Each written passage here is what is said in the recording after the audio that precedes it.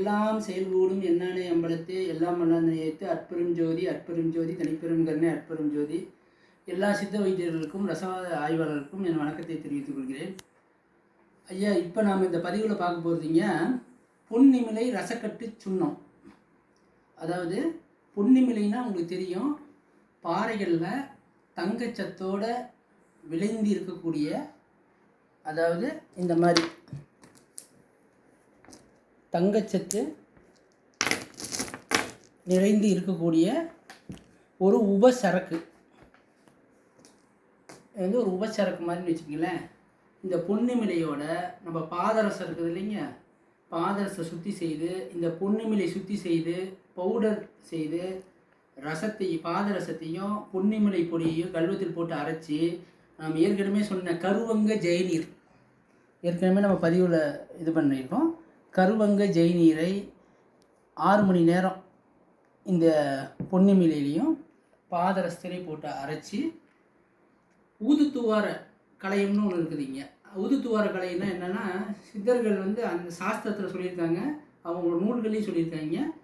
அது எப்படி இருக்குன்னாங்க, துருசு செம்பெடுத்து அதில் வந்து வாய்ப்பகுதி அகலமாகவும் மேலே போகும்போது குறுகலாகவும் அந்த கலையம் இருக்கும். உதாரணத்துக்கு சொல்ல போனால், கீழே வந்து ஒரு மண் சட்டி, மண் கலையம், அதுக்கு வாய்க்கு பிடிக்கிற மாதிரி மேலே வந்து உலோகத்தினாலான கலையம். அது வந்து வாய்ப்பகுதி அகலமாகவும் மேலே குறுகலாகவும் இருக்கும். அந்த கலையத்தை வந்து துருசு செம்பில் நம்ம தயார் பண்ணிக்கணும். துருசு செம்பு எப்படி எடுக்கணும்னாங்க, துருசு ஒரு பங்கு, அந்த ஒரு பங்கில் 1/4 பங்கு வந்து கந்தகம், 1/4 பங்கு வந்து வீரம், இதையெல்லாம் கொடுத்து அரைச்சி புளிப்பான எலுமிச்சம்பழச்சாறில் இரும்பு வடை சட்டியில் போட்டு 3 நாள் அசையாமல் வைத்து 4ஆம் நாள் அடியில் இருக்கக்கூடிய செம்பு தூளை எடுத்து உருக்குனா மஞ்சள் நிறத்தில் செம்பு கிடைக்கும். அந்த செம்பு தாங்க துருசு செம்பு. அதில் கலையம் பண்ணி வச்சுக்கணும். இந்த பாதரசத்தையும் பொன்னிமிலையும் கருவங்க ஜெயநீரில் அரைத்து முடித்த வில்லையை அதில் வைத்து பதங்கமேற்றணும். ஏன் பதங்கமேற்றணும்னாங்க, சித்தர்கள் என்ன சொல்லியிருக்காங்க, சத்தெடுத்து சித்து செய்ய தெரியாதோ செத்தார் கோடான கோடிங்கிறாங்க.